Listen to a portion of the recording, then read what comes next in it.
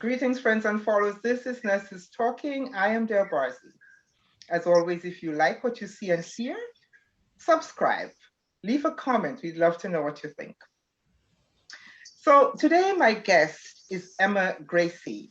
Emma comes to us from the United Kingdom, and she says that in 1997, just before she turned 16, she was accidentally flung into the world of healthcare.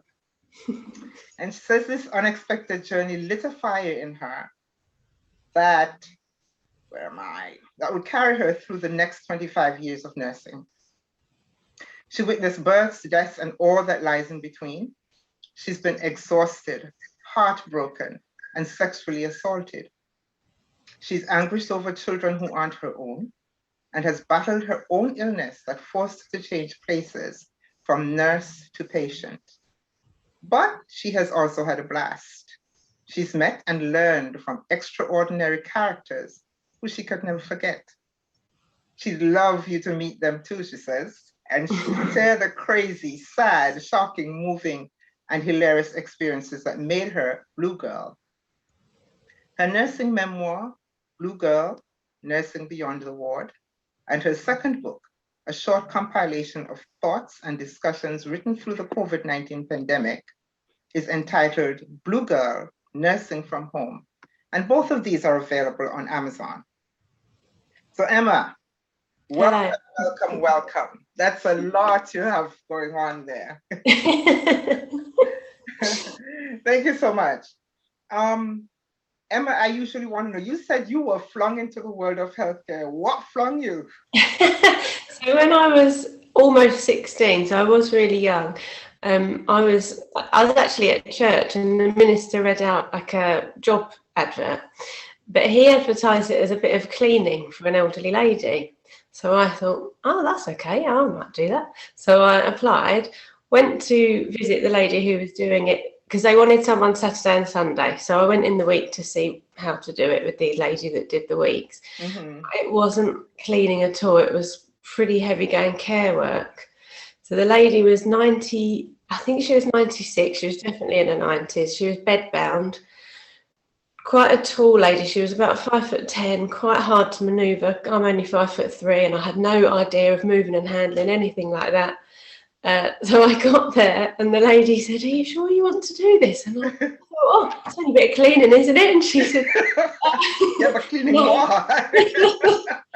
So she showed me. It was honestly, I don't know why I stayed doing it. I had to roll her, take all her pads away, wash her down, replace the pads, make her meals, do her washing. She had no washing machine. I had to do it all in the bath and then hang it. It was like a Victorian house, and it was like going back in time. Yeah. But I persevered for whatever reason, and to be honest, the money was quite good. I think that's what spurred me on, because I was so young, and I thought the money. It was £40 for the weekend, which I thought was pretty good in 1997. So I carried on, and the more I did it, I felt such a sense of achievement and loved leaving her all comfortable in bed, clean with her food. And she was a very, very stern lady. So we didn't exactly bond like I have with patients after her.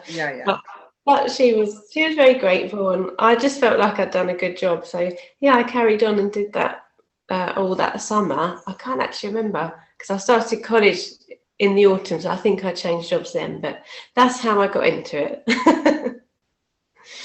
and that made you want to be a nurse, huh? Yeah, yes. Talk about baptized by fire. I'm not even 16. I've got a 16-year-old son now. He would never even dream of it. So having become a nurse, what kind of areas you work in? You talked about children, so pediatrics? School nursing, that is. I've worked in a lot. Basically, I've done everything but hospital nursing. I trained in hospital, but my first job was in a palliative care, well, it was like a nursing home. I did a lot of nursing home work while I was training. And then my first job was in a small hospice. So I started with palliative care, and then I moved very quickly. I did that for a year, and then I got into practice nursing. I'm not sure what you would call that in America. You are in America, aren't you? Yes, I am. It's so a GP, a doctor surgery Yes, here. and yeah. And I got into that when I was 23, which was pretty young. And I've done that ever since, but because here that's often part-time, you often have a few nurses working in a surgery and you kind of do part-time hours. I've done other things alongside. So I've done parish nursing, which is, I think that's quite big in the States. It's not that big here, but where you're linked to a church and then you care for people through the church. They don't have to be part of it, but a lot of community work for preventing loneliness, a lot of groups for people to go to. It tends to be with the elderly. Yeah. I do know that I've known a couple of places where that happens. I'm not sure. You may be right. It may be bigger than I think here. Well, I only think that because whenever I've looked at jobs for it, they're always in America and there's hardly any here. So, I might be wrong. But, yeah, so that actually I did do that for a year and left the practice nursing, but then they asked me to go back and I did the two for a while. I've been a school nurse, which was one of my favourite positions. But COVID changed a lot because all the schools shut here and like everywhere else. The job wasn't really needed in that role. And then I ended up working from home, which is why I called the second book that. I ended up doing like welfare checks, and I wouldn't say counselling, I'm not a counsellor, but I did a very basic course to just enable me to speak to the children and help them with anxiety, bad sleep during the pandemic and things while we were all locked up. What else have I done? I forget now. Community nursing. This is the thing with nursing. There's so much that you can do, and it's so tempting to spread out and try other things.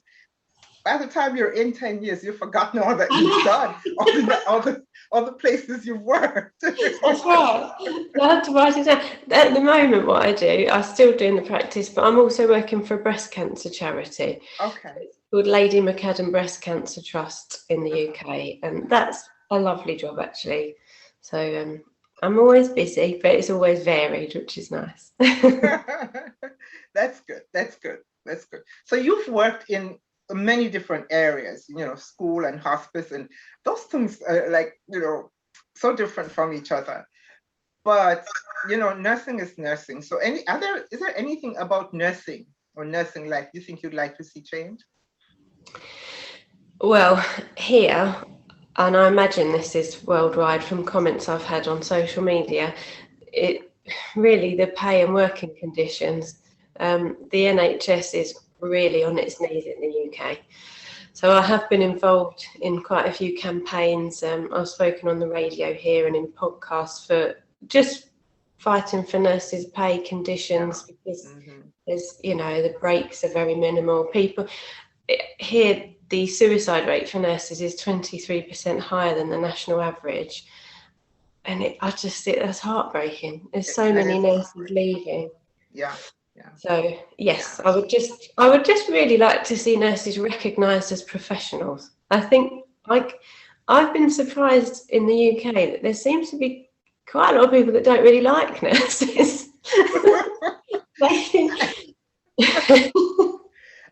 think that really is one of the goals of this channel, is that I really need to introduce nurses or reintroduce nurses to the people that we serve, because I think they have no idea who we are.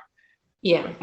And maybe that's our fault. Maybe that's our fault, but I don't think they know anything about who we are. They see us as maybe just little robots who carry out orders or something like that. Yeah. Don't really have feelings, aren't really human, I don't know. So yeah, I agree. I think that's what spurred me on partly to write my first book, I wanted to tell real stories so people Uh-huh. can understand the kind of work, only from my experience, obviously, so that's going to be a tiny part of it, but just to get it out there, what we actually do. Yeah, yeah, exactly. And what we bring to the table, and that when a nurse walks into your room, you really have a professional walking into your room Yeah. with extensive knowledge and experience. Um, anyway, that I can go off on that tangent. So Yeah, no, I agree. I think maybe historically we've been seen as sort of yeah, giving for the doctor, just like you said, following orders, but it's really different now. yeah. You see us as somebody's handmaid, and it's not like that. That's not who we are. Yeah. So, you taught you've well, there are two things I really want to approach. Well, one is your name, Blue Girl, but in your bio, you mentioned sexual assault Yes. at work, Yes. and that's another thing that I don't think that a lot of people even realize how many times we are assaulted verbally, physically, and you sexually, and all of that. So what happened, if you don't mind me asking that? No, that's fine. I'm happy to tell it. As long as it's all right to be on the channel. I was 20. It was when I was 23. I was very young.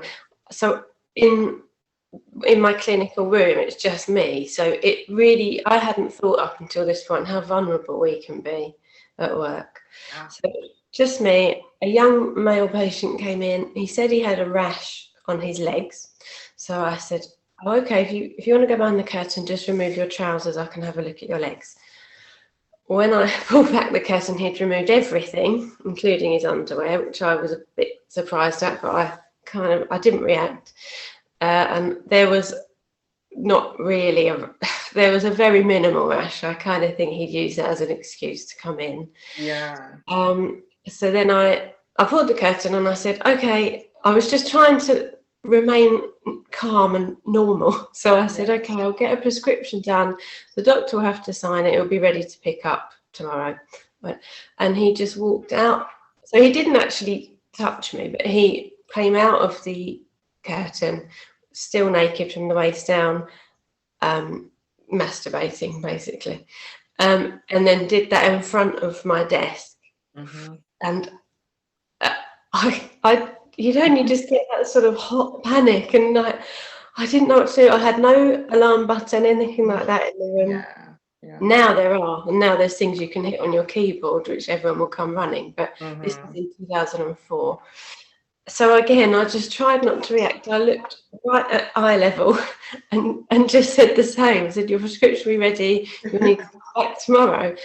And I think that diffused it. Yeah. But it did.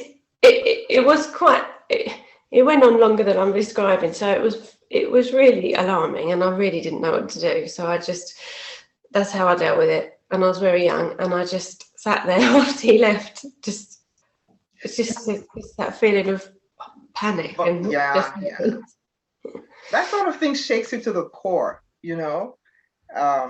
I get that. I don't know if there is anyone who has gone through their whole nursing career without some kind of assault. And I don't know that we should have to deal with that. I mean, I understand that sometimes you are meeting not necessarily at their best. Yeah. And days that are the worst for them, and things that may seem normal to you is not normal for them, and all of that. But I don't know that the assaults that we suffer are necessary. They're not necessary. And I think for a long time, I didn't really see it as that. It was just something that happened at work. I went to see my manager straight away. I said, I don't know how to tell you this, but I need to just explain what's just happened to me. And they were really lovely. The doctor and his wife was the manager, actually, and they were really kind. But it was nothing was followed up. There was no, probably because of when it happened. Mm-hmm. But it wasn't until really I did the book that I thought, actually, that was a form of sexual assault. And because we talk about that kind of thing more now. Yeah. So it didn't really hit me till much later that was quite a horrible thing to happen.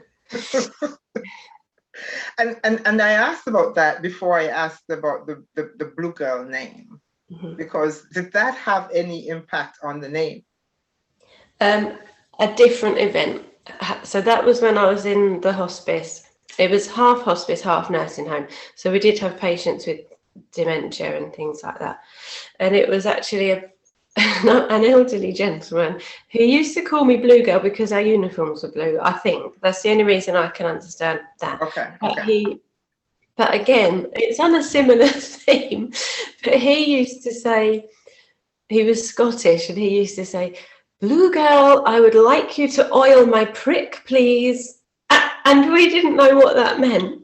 And I just, this is all in the book.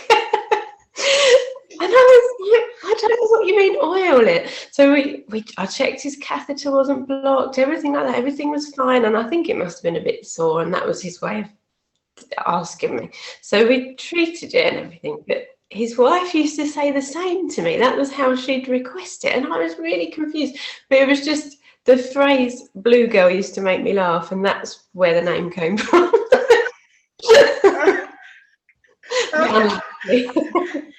See, so I'm glad I asked you about the name, because I thought I had a different feeling about the name. I just thought it meant that you were blue mentally. No, I have been at points, but I just thought it was a catchy name. The origin is a bit unusual, I understand, but it is in the book. There's a chapter called Blue Girl, and that tells the whole story. And so you, in that first book, you talk about Blue Girl Beyond the Ward. You also talk in your bio about being the patient. Yes. So now you see it from the other side. And seeing it from the other side, what strikes you the most?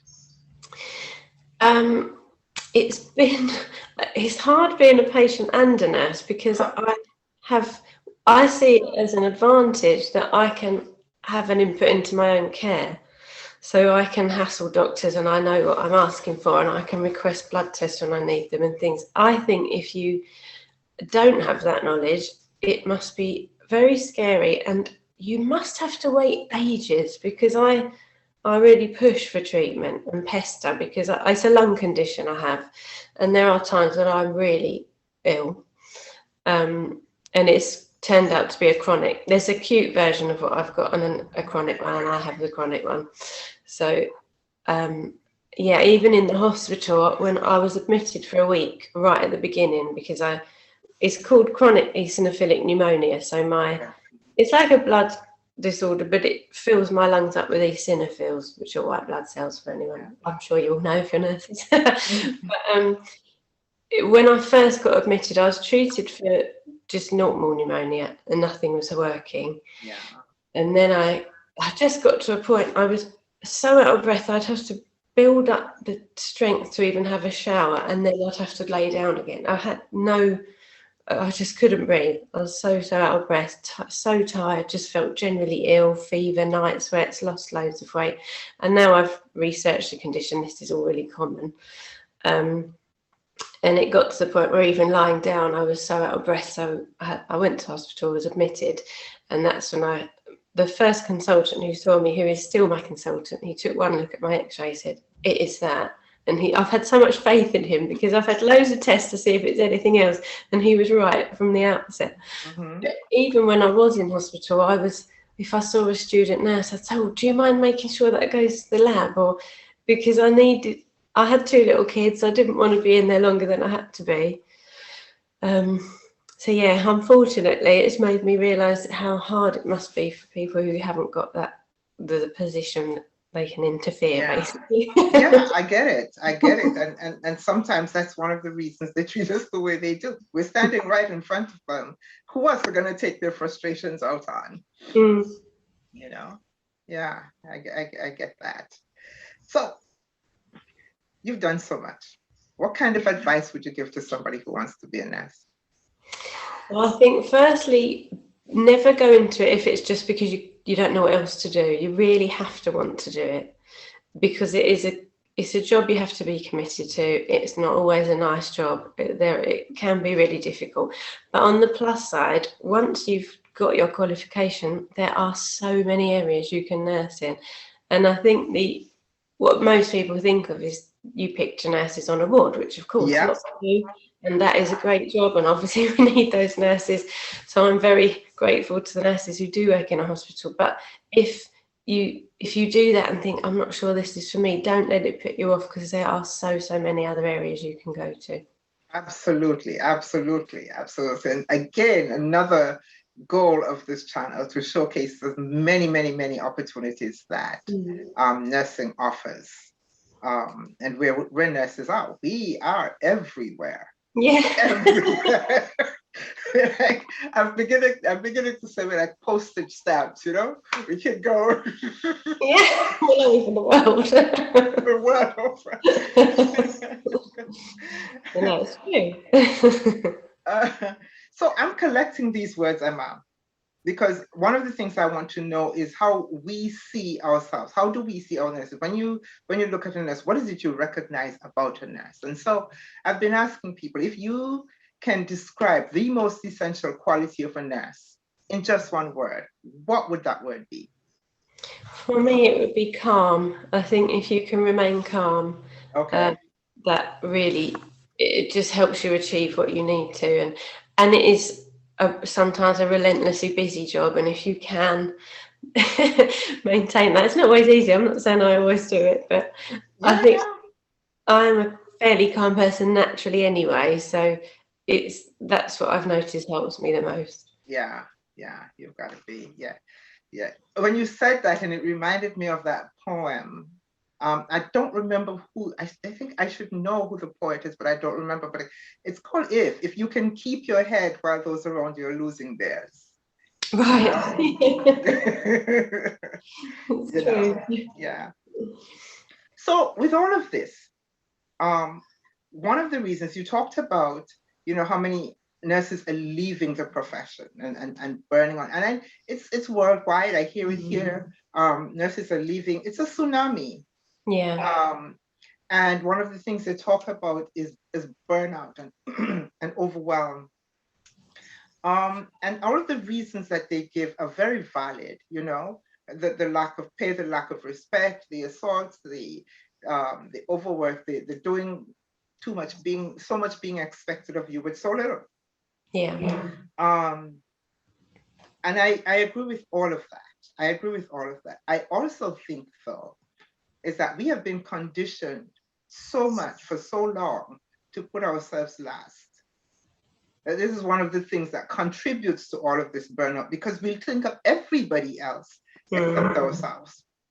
And so I've been asking people about self-care, because I really, really need to push. I think we need to push and make us realize that we need to take care of ourselves. We really must before we can. So what does self-care mean to you? It's really important for me to spend time alone. And I think that might be because like you say, we're dealing with other people so often and their needs. And I find I really need time alone. My husband's really good at understanding this, actually. It must be my way of processing and just dealing with everything from that day.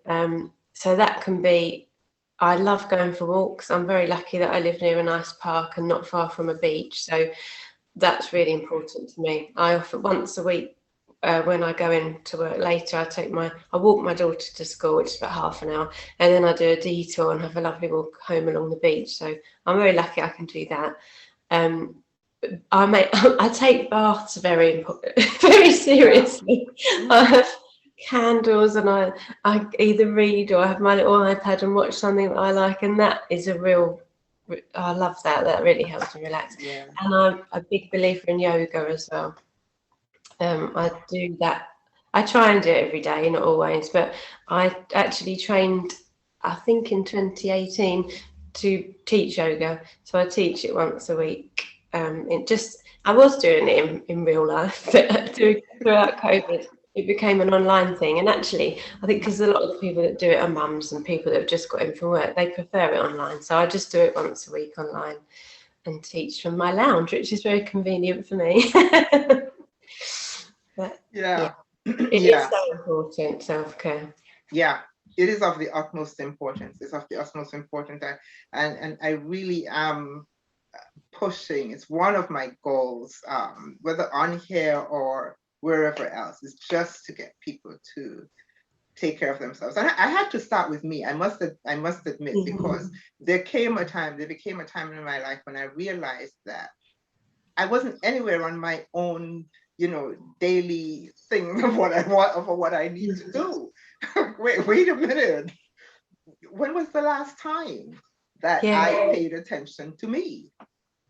And I didn't know. And I didn't know. And so it's not something that happens overnight, but I really think we need to do that. Definitely. There's actually a podcast I spoke to, I think it's called The Burnout Nurse, and she lives in Australia, but she's Scottish, and she did suffer burnout, and so she's really passionate about that. And I think it is something that is becoming talked about more, and people realizing it is vital. Yeah, because the thing is that it's okay to leave the profession if you're totally burnt out. Yes, I get that, but the damage that was done goes with you. So you left, but you took all that scarring and all that damage and all of that still with you to wherever you went. So, and it's so sad because it's such a shame it gets to that point, because if it didn't, we're losing a lot of nurses with a lot of experience and knowledge, and it is really difficult situation.